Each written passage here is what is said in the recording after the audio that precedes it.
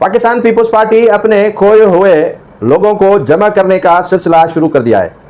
जो जमात में गुज़िश्ता 10-15 सालों से रूठ कर दूसरी जमातों में पीपल्स पार्टी को छोड़कर चले गए थे, उनको मनाने का सिलसिला शुरू कर रखा है।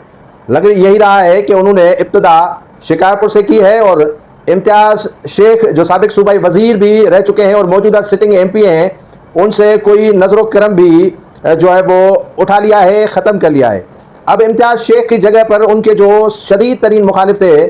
तैमूर पठान, उनको दोबारा पीपल्स पार्टी में लाने की कोशिश की जा रही है। तैमूर पठान जिसका ताल्लुक आबा व अजदाद से लेकर पीपल्स पार्टी से रहा है,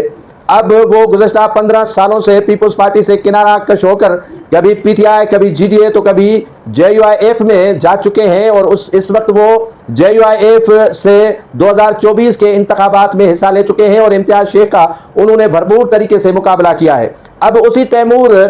पठान को दोबारा पीपल्स पार्टी में शामिल करवाने के लिए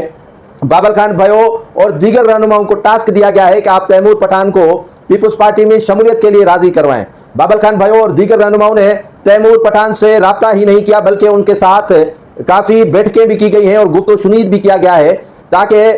इम्तियाज़ शेख का पत्ता काट के दोबारा तैमूर पठान को पीपल्स पार्टी में लाया जाए। पाकिस्तान पीपल्स पार्टी से नाराज होकर दूसरी जमातों में जाने वाले तैमूर पठान जो 2008 के इलेक्शन में पीपल्स पार्टी के टिकट पर कामयाब हुए थे और उसके बाद 2013 में उन्हें टिकट नहीं दिया गया था और 13 के बाद अब तक उन्हें पीपल्स पार्टी से दूर रखा गया और इम्तियाज़ शेख को उसकी जगह पर अहमियत दी गई थी, जिसका अब पीपल्स पार्टी की क़यादत को एहसास हुआ है कि इम्तियाज़ शेख की जगह पर तैमूर पठान हमारे लिए बेहतर था। तो तैमूर पठान को दोबारा पीपल्स पार्टी में लाने की कोशिशें